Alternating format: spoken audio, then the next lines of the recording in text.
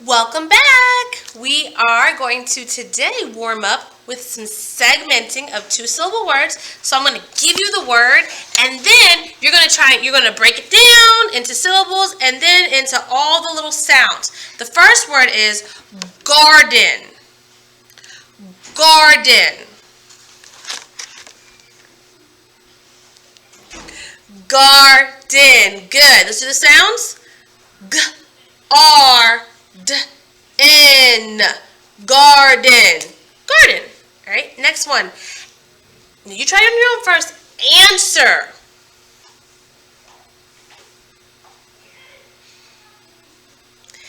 Answer. Answer. Answer. Good job. Goldfish. Goldfish. Goldfish. Old fish. Goldfish. Two more. Moonshine. Moonshine. Moonshine. Shine.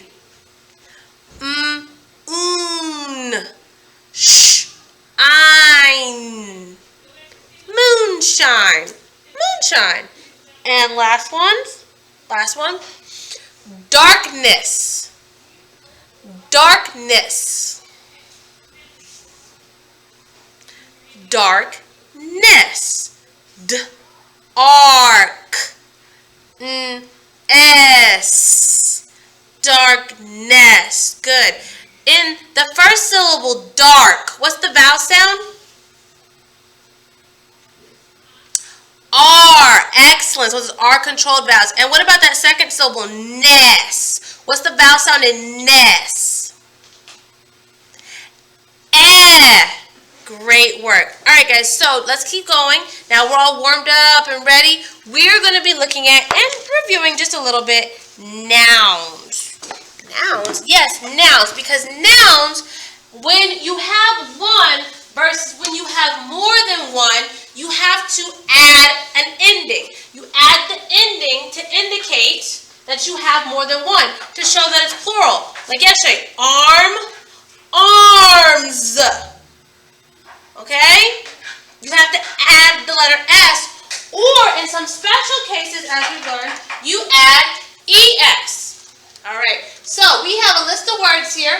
This, again, is something that is in the extra book. This is, again, something out of the extra book. So what you can do, let's say if you're using a notebook.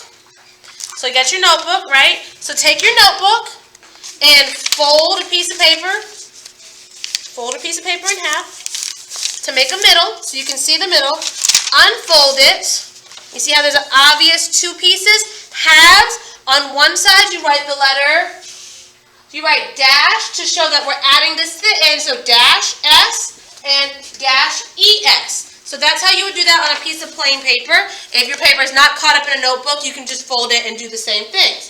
So each of these words, we don't want one, we want more than one. So we're either going to add S or ES depending on what the last sound of the word is. The first word is yard. The first word is yard. Well, I don't want 1 yard. I want 6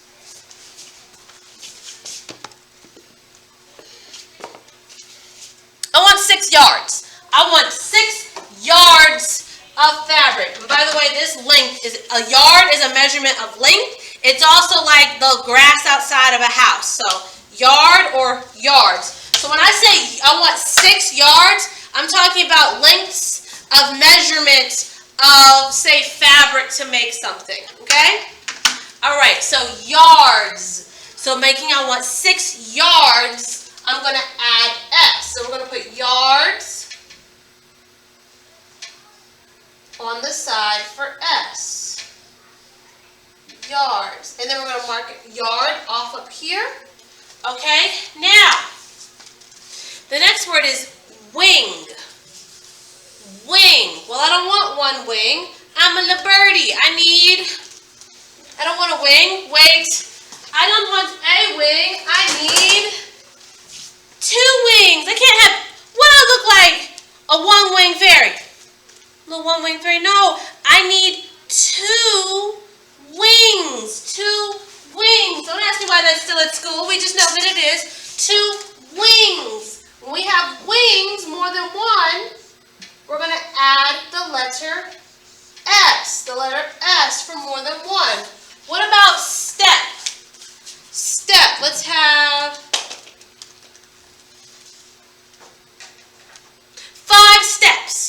It's going to take 5 steps. That's how far away you should be from me, but 5 good big steps. 1, 2, 3, 4, 5. So steps. Step. More than one steps. Goes here. Steps.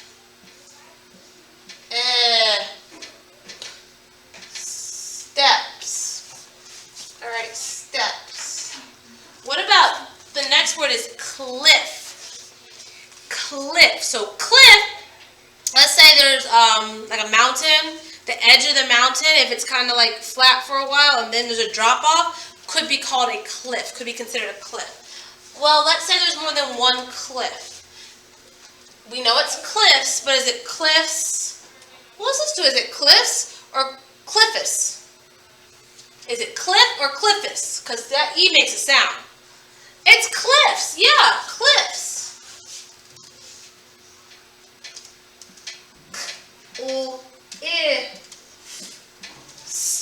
Cliffs, good, cliffs. All right, next word is kiss. Kiss. Well, you know what a kiss is. It could be like a, or like, you know, a little kid. Well, I want kisses. We need kisses, lots of kisses. Just listen to how we say that. Do we say kisses or do we say kisses? We say kisses. So we're saying kisses. That's how we pronounce that word. Then we need the spelling that matches. So kisses, more than one, is ES. Kisses. Kisses. Kisses. All right? Flag. Flag. In the front of the school, when you come in, there are several, like 5 or 6 of them, several flags. Say flags. All right, so did you say flags or flagus? You said flags, which means we added the letter S to make flag plural, to indicate more than one. Flags. Flags. All right, next one. Match. Match. So a match can be like a versus battle. A versus battle is a match. It's a match between 2 people. Okay? Match can also be like the light a fire. Don't you light a fire? With matches. We need matches to light fire. Random fact. Did you know that the lighter was invented before matches? Crazy, but it's true. So yes, matches. Say that. Say matches. Matches. So is it match or matches? Matches. There's 2 vowel sounds. It's it's 2-syllable word.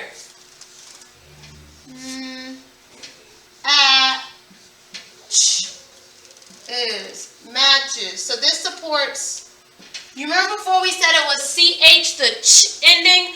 Well, I kind of fibbed a little bit. It's actually CH, TCH, SS, SH, and the one that's not here is X, where we use the ES instead of just the S. So this last word is flash. Flash, like the superhero runs really fast. Well, flashes is like when something blinks like that, like a bright light flashes before it's, like if someone takes a picture, they're going to take the flash off, it flashes in your eyes. So flashes, let's clap that. Flashes was a 2-syllable word, meaning there are 2 vowel sounds. So flashes needs the ES. So let's just be reminded. We use ES. We use the ES spelling when we have a word ending in the spelling SS, TCH, SH. And just to add a little bit more, if I need boxes,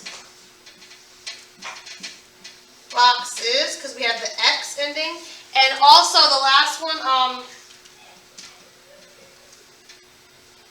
I lost my train of thought, sorry. The CH.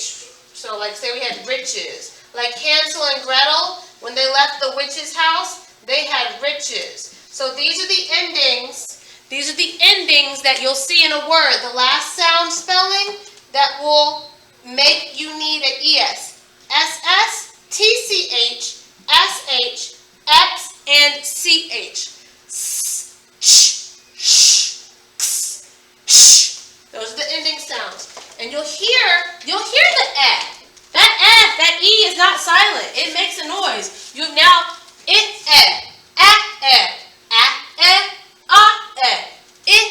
We've now produced a two-syllable word. So yeah. Like I said, you did this on plain paper. You don't have this page. This comes from my extra textbook. But I feel like it's a really good opportunity for us to review these things as we're preparing to take our tests. Because it's like, oh yeah, we talk about that, and we've dabbled at it a little bit, but we want to make sure these things are fresh in our brains. You're welcome. Okay, so let me see. Another thing that we need to, so nouns, yes. Let's look at something else, which is sentence types. We know explicitly of 3 types of sentences. You can have an exclamation, be excited. You can ask a question, are you okay? Or you can make a statement, which means you're providing information, you're just saying something. The sky is blue, the grass is green, it's cold, it's hot. This is information. Now sometimes that information is presented with a little bit more gust, a little more oomph. That's where you get into an exclamation. All right, so you're not going to have to write this down right now, but you do need to tell me what kind of sentence or what ending punctuation that I need. Who is Jack? See, you're trying to tell me. You don't know who Jack is, but if you're trying to respond and answer it, that means who is Jack is in fact a question. It is a question. Good job. Okay, how about this one? He has a truck. He has a truck. Like I said, you can tell me what type of sentence it is, or tell me which punctuation mark I need. He has a truck.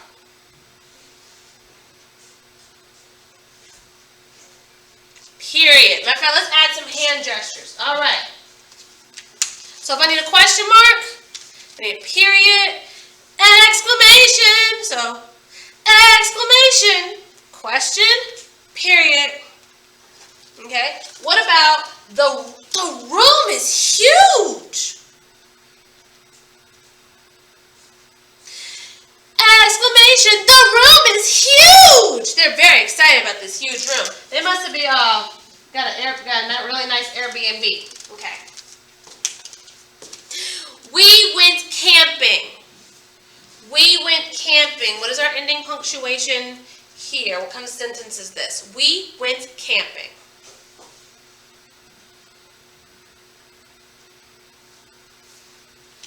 Statement, hard stop, period. We went camping. Fact.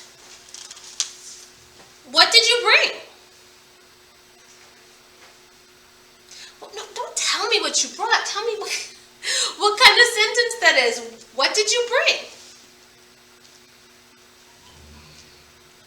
Exactly. It's a question. It's a question. Even when we hear other people ask questions, our brain prepares us to answer them. So if you find yourself prepared to answer the question being asked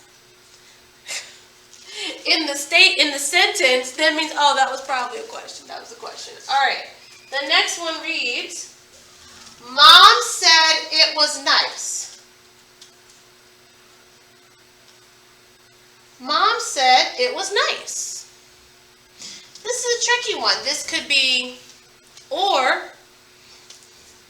It depends on how excited you are to tell someone that Mom said it was nice. And that's the good thing about exclamations and statements. They are both technically sentences providing information. It's just one is done with more gusto, more feeling. So Mom said it was nice feels like a statement. It feels a little bit more statement-y, a little more statement. All right. When did she get home? When did she get home? But the way you asked that sounds like she in trouble. It is a question. When did she get home needs a question mark. Why is it dark? Again, asking a question.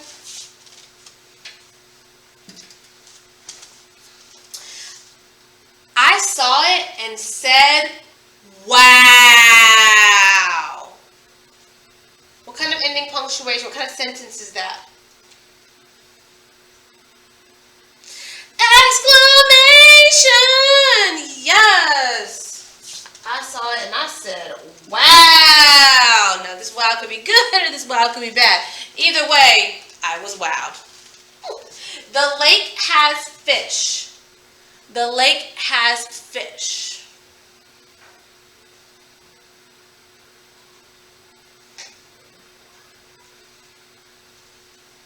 That's a period, hard stop period. Yes, the lake has fish is a statement providing information. The lake has fish. Good job. So literally the way in which you read, I've told you before, I'm going to tell you again, symbols are part of the meaning. Symbols provide additional meaning because if I just read who is Jack, he has a truck, the room is huge, reading like a robot doesn't actually give us any oomph into the information. Who is Jack? He has a truck. Who is Jack? Let's try to read them all as questions. Who is Jack? He has a truck? The room is huge? But she's like, even just the way I read it, it did feel like he has a truck became a question. And depending on how you read or say different sentences, determine what kind of vibe, what kind of energy. You want people to suss out the vibe and figure out what you're talking about. The way you say things and the way you read things has a major impact in understanding what is being communicated to you. So if there's an exclamation mark, the room is huge. Doesn't really tell what the author wanted you to get from that information. You actually have to read it the way it was designed to be read, especially if you're reading something with the ending punctuations already given to you. All right, good job. All right, let me show you what you're going to do today. Let me show you what you're going to do today. What you going to do today? Hey. I don't know, I'm just going to do the movie. So you're going to do PP18 in your cat book. It is words and pictures. It will be considered, it'll be multiple choice. But in addition to these 5 multiple choice questions, did we do this already? We might have done this already. You might have looked up and I forgot we did this already. And you already have the answers in your cat book. Go and check your book. I think we might have did this one afternoon. So, yay on you. Because you also have to do what we just did together. You're going to have to add ending punctuations to these sentences. And you're going to be reading and answering questions about the story, The Big Dig. You're going to be reading and answering questions about the story, The Big Dig. And so just a little background on The Big Dig. Let's see. All right, so just a couple vocabulary words that are in the story. And like I've told you before, vocabulary words are words that, for our purposes, they're words that you can sound out but may or may not know what they mean in this context. So the word expose means to reveal or uncover something. So expose, put someone on Front Street. Lab. A lab is a place where science experiments and research take place. The site, the word site, not like this site, but site in the context of this story, The Big Dig, is a place. Site is a place. I'm assuming it's going to be the site where the bones, where the big dig is happening. That makes sense to me. Plaster. The word plaster is a wet material that hardens when it dries and can protect things, such as bones. They did find a bone. Might be related. I'm just saying. And the last one that's in the story that you might not have know this meaning of, picks. And not like picks something, but picks, which are tools with very sharp ends that can break away rocks. So a picks, more than one, are tools. So they're sharp tools. Okay? Alright guys, that is all I have for you for today. Let me know if you have any questions or any confusions arise. Like I said, you don't have all the material in your cat book, but of course it has all been turned into something for you on the good old Canvas.